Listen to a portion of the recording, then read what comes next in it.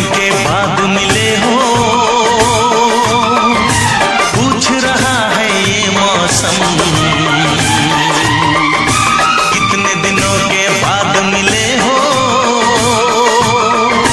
पूछ रहा है ये मौसम। इतने दिन तुम कहाँ रहे, हाँ इतने दिन तुम कहाँ रहे।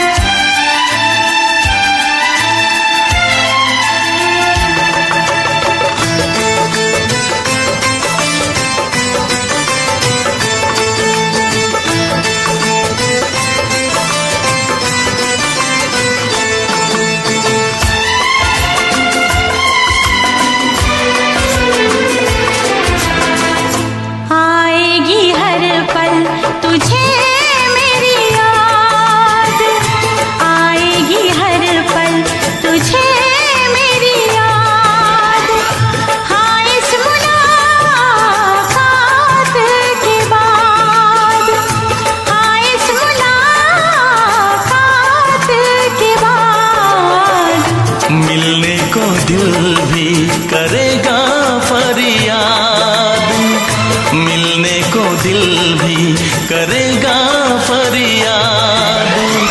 हाँ, इस मुलाकात के बाद, हाँ, इस मुलाकात के बाद आएगी हर पल तुझे मेरी याद।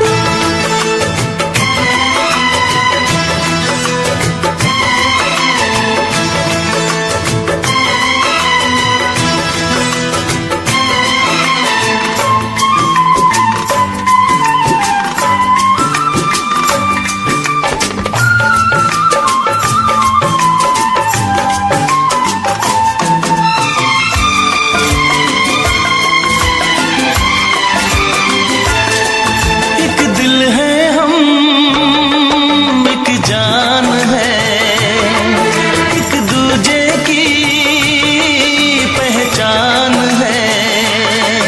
एक दिल है हम, एक जान है, एक दूजे की पहचान है। आपास तेरा दीदार करूं, दिल में रख लो तुझे प्यार करूं। मैं भी तुझसे इकरार करूं, तेरी चाहत पे एतबार करूं, तेरी चाहत पे एतबार करूं। आएगी हर पल तुझे मेरी याद। हाँ, इस मुलाकात के बाद, हाँ, इस मुलाकात के बाद आएगी हर पल तुझे मेरी याद।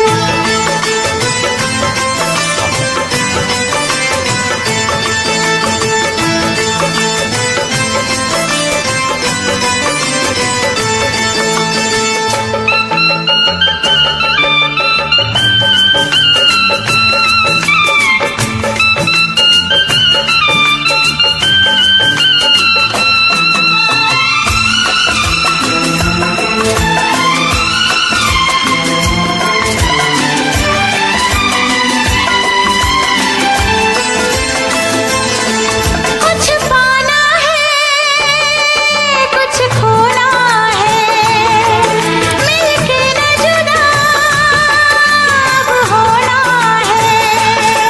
कुछ पाना है, कुछ खोना है, मिलके न जुदा अब होना है।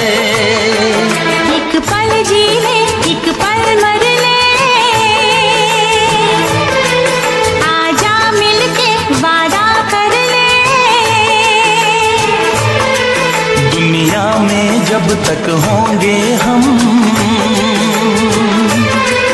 तोड़ेंगे ना उल्फत की कसम, तोड़ेंगे ना हम उल्फत की कसम। आएगी हर पल तुझे मेरी याद, आएगी हर पल तुझे मेरी याद।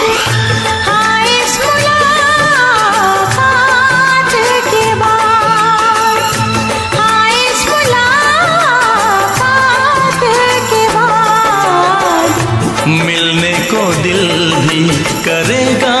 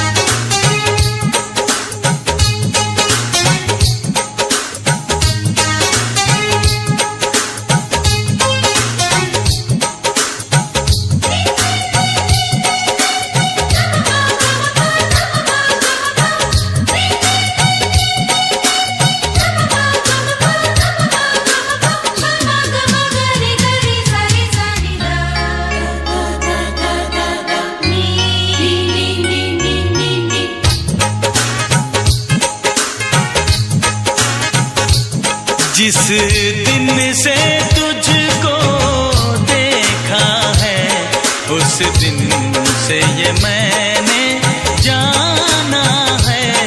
जिस दिन से तुझको देखा है उस दिन से ये मैंने जाना है। तू मेरे लिए है मैं तेरे लिए हूँ, तू मेरे लिए है मैं तेरे लिए हूँ, ये सच बाकी अफसाना है अफसाना है। ये चांद कोई दीवाना है, कोई आशिक बड़ा पुराना है।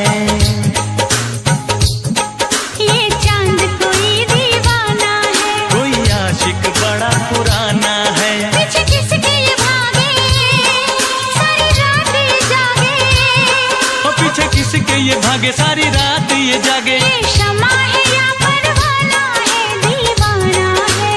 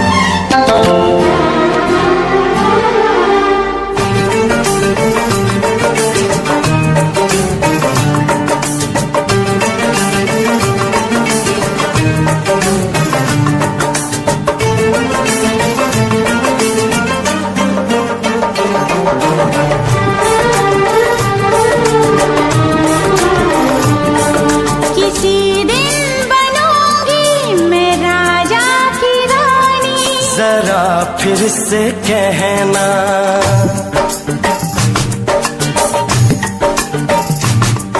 किसी दिन बनूंगी मैं राजा की रानी, जरा फिर से कहना। बड़ी दिलरुबा है ये सारी कहानी, जरा फिर से कहना। अभी तो मिले हो अभी तुम न जाना कि दिल बन गया है तुम्हारा दीवाना।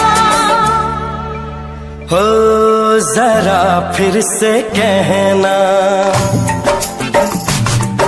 किसी दिन बनूंगी मैं राजा की रानी, जरा फिर से कहना।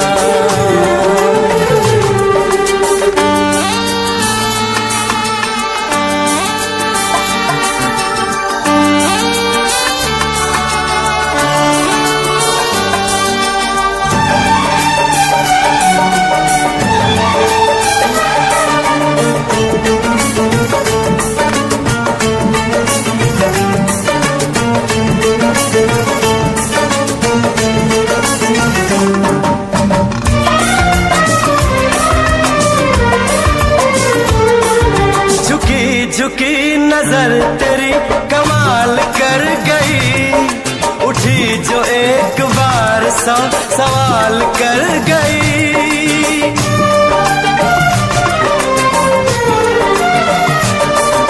झुकी झुकी नजर तेरी कमाल कर गई, उठी जो एक बार सौ सवाल कर गई। मेरी जवान धड़कनों में तेरी प्यास थी, लगाई तुझको देख के तेरी तलाश थी। तस्वीर तेरी दिल भर मैं दिल में उतारूंगा, उलझे उलझे तेरे गेसू को संवारूंगा। जरा फिर से कहना,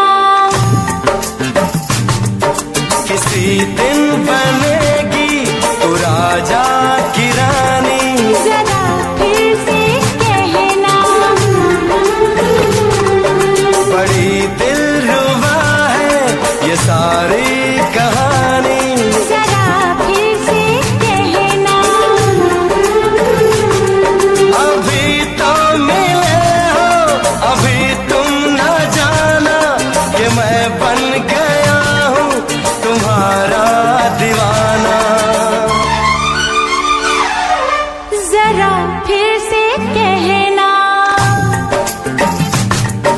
किसी दिन बनूंगी मैं राजा की रानी। जरा फिर से कहना,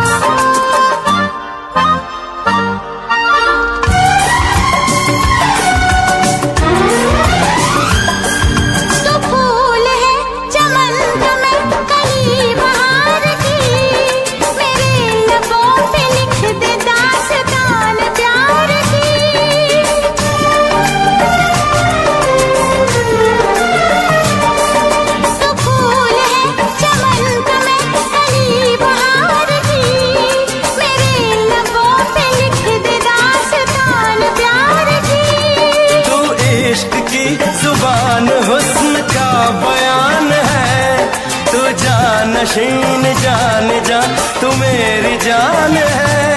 तारीफ न करे इतनी मैं होश गंवा बैठूं, ऐसा न हो चाहत में दुनिया को भुला बैठूं। जरा फिर से कहना, किसी दिन बनूंगी मैं राजा की रानी। जरा फिर से कहना, बड़ी दिलरुबा है ये सारी कहानी। जरा फिर से कहना, अभी तो मिले हो, अभी तुम ना जाना कि दिल बन गया है तुम्हारा दीवाना। हो जरा फिर से कहना, किसी दिन बनेगी तो राजा की रानी।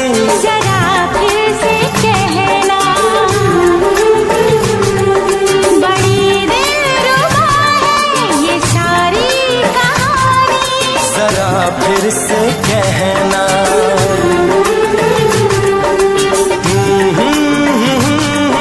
ला ला ला ला ला ला। जरा फिर से कहना,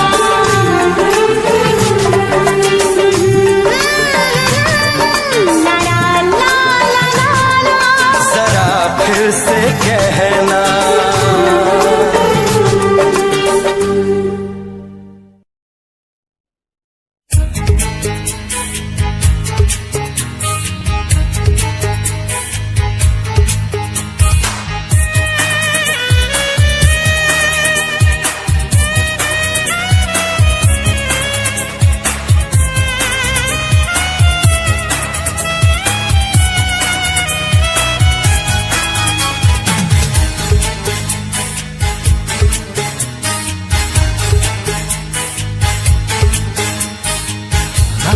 रातों को नींद नहीं आती है,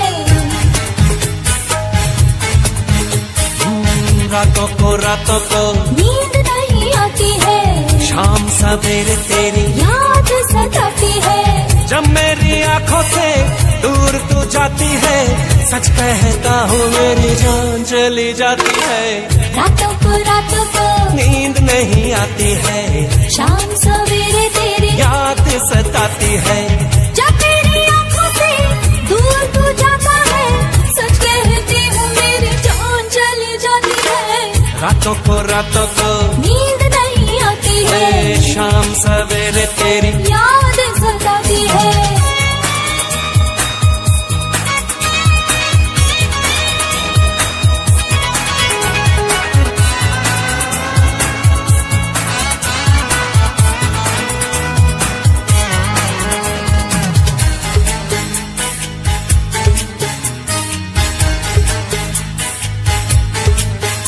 मैंने प्यार किया है, इकरार किया है, इंतजार किया है, एतबार किया है।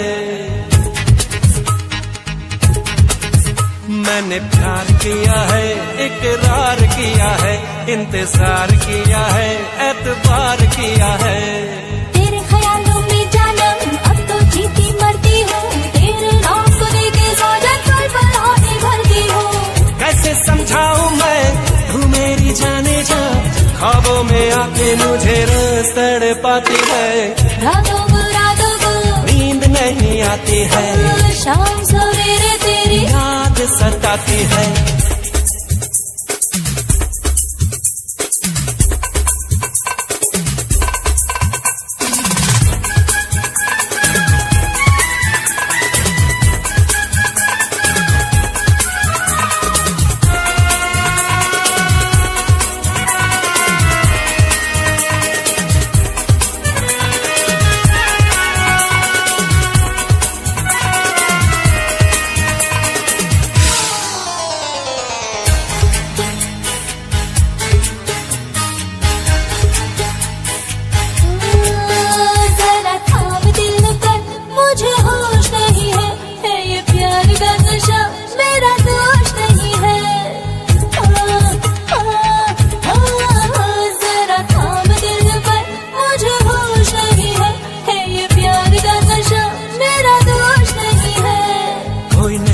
राहों में तू तलक तन्हाई है, बड़े दिनों के बाद सनम घड़ी मिलन की आई है। सांसों से जो तेरी खुशबू लहराती है, वो मेरी सांसों को आके महकाती है। रातों को नींद नहीं आती है, शाम सवेरे तेरी याद सताती है। जब मेरी आंखों से दूर तू जाती है, सच कहता हूँ मेरी जान चली जाती है। रातों को नींद नहीं आती है, शाम सवेरे तेरी याद सताती है।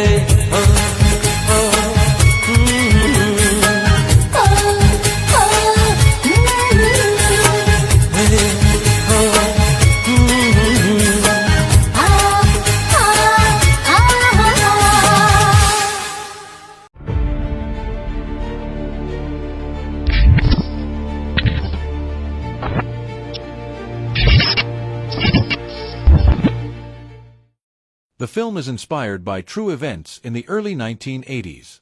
A group of Israeli Mossad agents create a fake holiday resort on the Sudanese coast as a cover to smuggle thousands of Ethiopian Jewish refugees to Israel. The story follows Ari Levinson, a passionate agent who convinces his team and the Israeli government to back his plan. Disguised as resort managers and staff, the agents secretly organize nighttime evacuations using trucks and naval forces. While pretending to host tourists during the day, they risk exposure from Sudanese authorities, armed militias, and suspicious locals. The team faces betrayals, gunfights, and dangerous negotiations, but their determination never wavers. In the end, despite heavy threats, they successfully transport thousands of refugees to safety, highlighting sacrifice, courage, and humanity. The film is loosely based on China's 2015 evacuation of civilians from Yemen. It follows the elite Jiaolong assault team of the Chinese Navy Marine Corps, commanded by Yang Rui. When a Chinese cargo ship is hijacked by Somali pirates, the commandos execute a daring rescue. Soon after, they are deployed to evacuate Chinese and foreign civilians from a fictional war-torn North African country. The mission grows more dangerous when the team uncovers a terrorist plot to obtain nuclear materials. Facing desert ambushes, brutal urban warfare, and heavy casualties, the soldiers display loyalty and sacrifice. Several team members die heroically in battle, and the survivors complete the mission at great personal cost. The film emphasizes patriotism, teamwork, and the brutal reality of modern warfare. The story begins in the early 1980s, when Ethiopian Jews, known as Beta Israel, were suffering from persecution, famine, and violence in Sudan. Many of them fled across the desert to refugee camps, but their lives were still in danger. Ari Levinson, a passionate Mossad agent, comes up with a daring plan to use an abandoned tourist resort on the Sudanese coast as a front to secretly smuggle refugees to Israel. Though his superiors are skeptical, Ari convinces them and gathers a small team of dedicated agents. Arriving in Sudan, they reopen the resort, pretending to be European staff running a luxury diving lodge. During the day, they welcome tourists, run diving activities, and act like hotel workers. But at night, they drive into the desert, gather Ethiopian refugees in trucks, and bring them back to the shore, where Israeli Navy SEALs pick them up with boats. Their mission soon becomes dangerous when Sudanese military officers and mercenaries begin to suspect strange activity at the resort. One ruthless officer, Colonel Abdul Ahmed, starts investigating. The agents narrowly escape exposure multiple times, while also struggling with moral dilemmas, watching innocent people suffer and risking their own lives. As operations continue, the team faces betrayals, shootouts, and the constant threat of discovery. At one point, a rescue mission nearly collapses, putting both the refugees and Mossad agents at risk. Despite these challenges, Ari and his team refuse to abandon the mission. In the climax, as Ahmed closes in, the Mossad pulls off one last massive evacuation with the help of Israeli commandos. The refugees are finally flown to Israel, safe at last. The film closes with a reminder that thousands were saved through this real-life operation, proving how courage and sacrifice can change history. 2. Operation Red Sea, 2018, Chinese action war film. The film opens with a tense naval mission in the Gulf of Aden, where Somali pirates hijack a Chinese cargo ship. The elite Jiaolong assault team of the Chinese Navy Marine Corps, led by Commander Yang Rui, is dispatched to rescue the crew. After a brutal firefight on the high seas, they succeed, but the action shows how dangerous their missions are. Soon after, a political crisis erupts in the fictional North African country of Yaouré, where rebels overthrow the government. Violence spreads rapidly, and Chinese citizens, along with foreign nationals, are trapped in the war zone. The Jiaolong team is sent in to evacuate them. What begins as a standard extraction quickly escalates into a deadly mission, as the soldiers uncover that a terrorist group called Zaka has obtained nuclear materials and is planning to build a dirty bomb. The team moves through deserts, war-torn cities, and enemy strongholds, facing heavy ambushes and brutal urban warfare. Each member shows incredible skill and bravery, but they suffer devastating losses. Snipers, medics, and demolition experts risk their lives in gun battles, car chases, and bomb disposal missions. Some soldiers die heroically while covering their comrades, highlighting the human cost of war. In the climax, the team launches a full-scale assault to stop the terrorists from transporting nuclear materials. After fierce close-quarters combat, they succeed in preventing a catastrophic disaster, though several commandos are killed. The survivors complete the evacuation of civilians, returning home scarred but victorious. The film ends with a salute to their fallen comrades, underlining themes of sacrifice, patriotism, and brotherhood. The film opens in Sudan during the 1980s, a time when thousands of Ethiopian Jews fled famine and persecution. These refugees, known as the Beta Israel community, were trapped in horrific camps, suffering hunger, violence, and death. The world remained silent, but Mossad, the Israeli intelligence agency, secretly planned to rescue them. We meet Ari Levinson, a brave and passionate Mossad agent. He is deeply moved by the plight of the refugees and comes up with a bold idea: to use an abandoned tourist resort on the Red Sea coast as a cover operation. Ari convinces his superiors, though many call him reckless. He recruits a small but determined team: Kabid, a local Ethiopian who risks everything for his people, along with fellow Mossad agents Rachel, Sammy, and Jake. The team arrives in Sudan disguised as Europeans running a diving resort. They fix up the abandoned hotel, print brochures, and start hosting tourists. By day, they look like carefree holiday staff, guiding diving tours and entertaining guests. But by night, they secretly drive deep into the desert, collect groups of refugees, and bring them back to the beach. Israeli Navy commandos then arrive with boats, carrying the refugees to safety in Israel. At first, the operation runs smoothly, but danger soon follows. A brutal Sudanese officer, Colonel Ahmed, grows suspicious of the strange activities at the resort. He begins watching the agents closely. On one mission, the Mossad team is ambushed, and Ari barely escapes with his life. Tension builds as the resort becomes more popular, filled with real tourists, making the double life even harder to maintain. The agents also struggle emotionally. Rachel questions whether they can really save everyone.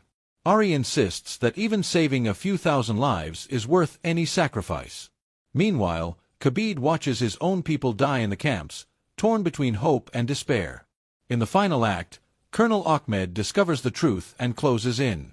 The Mossad makes one last desperate plan: to evacuate a massive group of refugees all at once. trucks race through the desert, pursued by soldiers. Gunfire erupts, but with the help of Israeli commandos and planes, thousands are successfully flown to safety. To watch more videos from our channel, please visit the Filmbox Stories, and don't forget to like, share, and subscribe. Now, let's move on to the next part of the video to see what happens. The movie begins in Sudan during the early 1980s, a time of war, famine, and political chaos. Thousands of Ethiopian Jews, known as the Beta Israel community, are forced to flee across the desert in search of safety. But instead of finding peace, they end up trapped in Sudanese refugee camps, where conditions are brutal. Families are separated, children starve, and soldiers treat them with cruelty. Their only hope lies far away in. Here enters Ari Levinson, a passionate and rebellious Mossad agent. Ari cannot ignore the suffering he has witnessed and proposes a daring plan. Israel should rescue the refugees by sea. His idea is outrageous: to buy an abandoned holiday resort on the Sudanese coast and use it as a front for smuggling refugees at night. While skeptical, his superiors approve the risky mission, and Ari gathers a small team: Rachel, Sammy, and Jake, along with Kabid, an Ethiopian local who has lost family but never lost hope. The agents travel to Sudan under the cover of European entrepreneurs. They reopen the Red Sea Diving Resort, a once deserted hotel.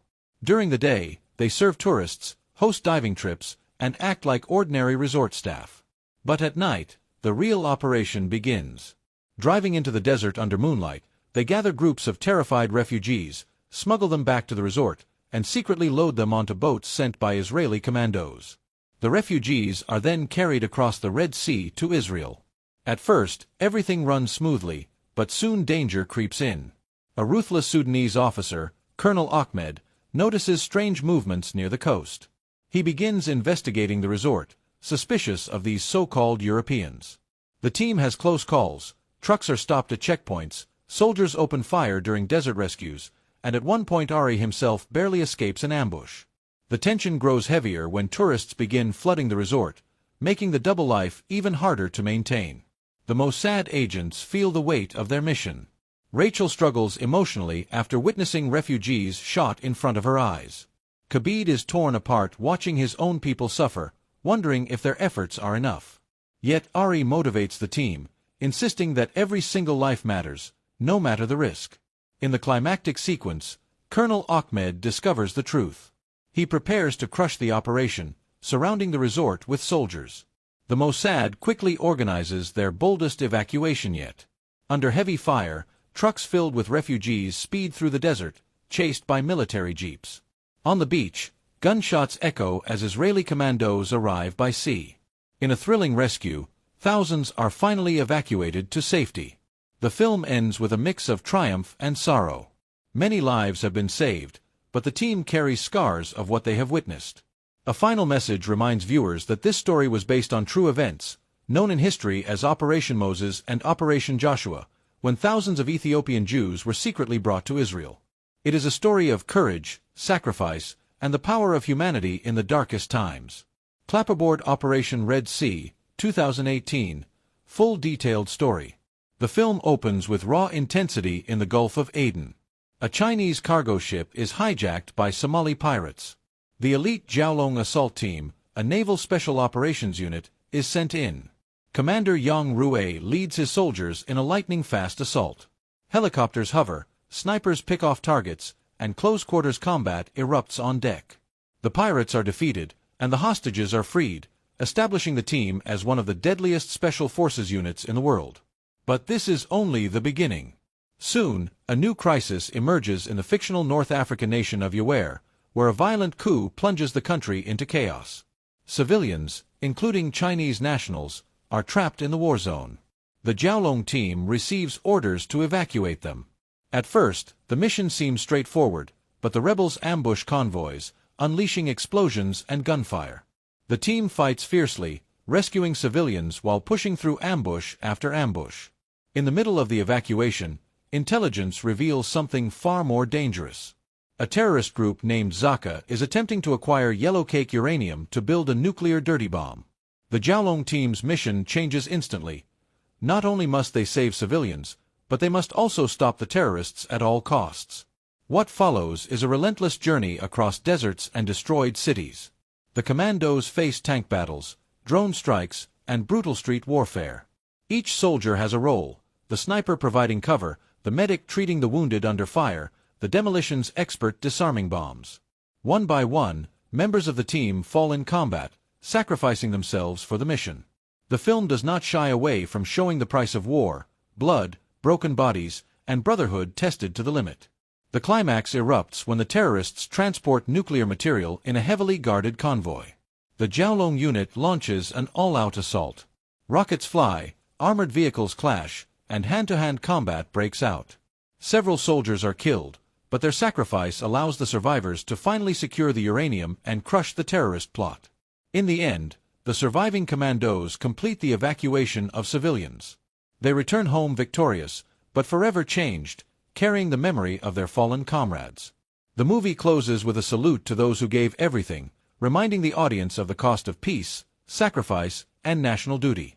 To watch more videos from our channel, please visit the Filmbox Stories, and don't forget to like, share, and subscribe. Now, let's move on to the next part of the video to see what happens.